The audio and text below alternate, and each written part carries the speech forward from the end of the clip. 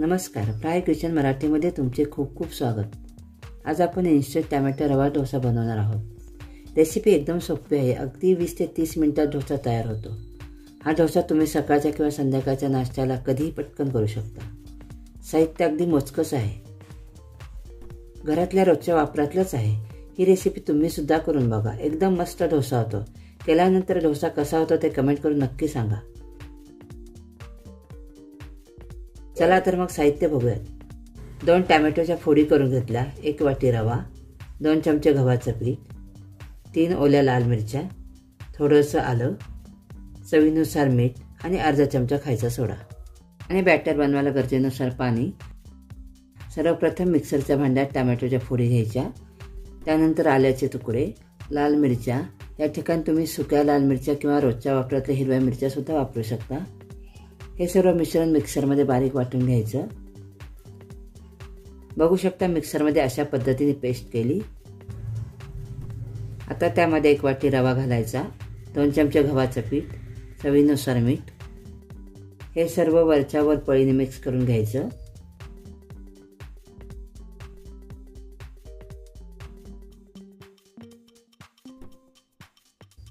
थोडं थोडं पाणी घालून व्यवस्थित मिक्स करून घ्यायचं।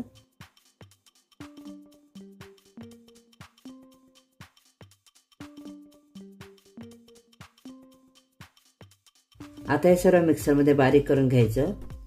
मिक्सरमध्ये बारीक करताना गरजेनुसार मध्ये मध्ये पाणी घालायचं।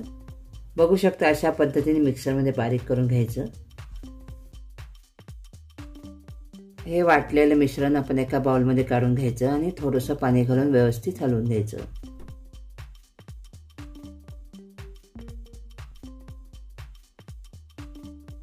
आता हे तयार केलेलं बॅटर 15 मिनिट झाकून ठेवायचं।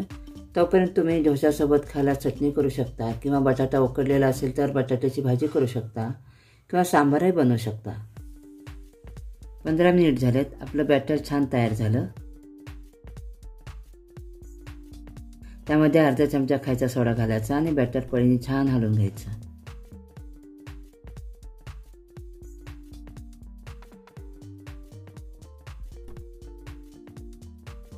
आता डोसे करायला घेऊया।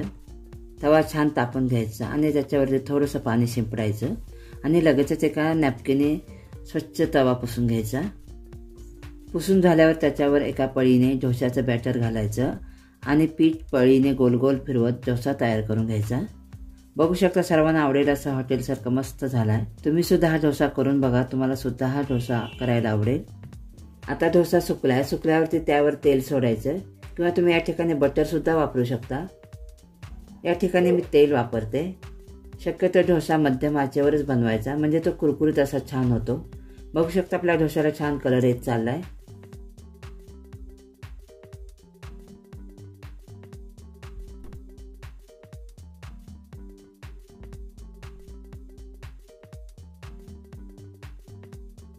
आता आपला डोसा तयार झालाय, तो एका प्लेटमध्ये काढूयात। बघू शकता आपला टोमॅटो रवा डोसा तयार आहे। याच पद्धतीने सर्व डोसे तयार करून घ्यायचे।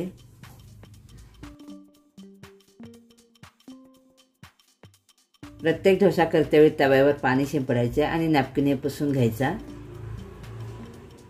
त्यामुळे डोसा तव्याला चिकटत नाही आणि व्यवस्थित निघतो। मी दाखवलेल्या साहित्यामध्ये 6 ते 7 डोसे होतात। तर मग कसा वाटला आपला टोमॅटो रवा डोसा? अशी छान इन्स्टंट रेसिपी घेऊन भेटूयात पुढच्या व्हिडिओमध्ये। तोपर्यंत व्हिडिओला लाईक करा आणि कमेंट करा। अजूनही आपल्या प्रायो किचन मराठी या यूट्यूब चॅनलला सबस्क्राईब केलं नसेल तर सबस्क्राईब करा आणि शेजारीच असलेलं बेल बटन प्रेस करा, म्हणजे मी नवीन नवीन रेसिपी ज्या टाकेल त्याचे नोटिफिकेशन सर्वात आधी तुम्हाला मिळेल। धन्यवाद।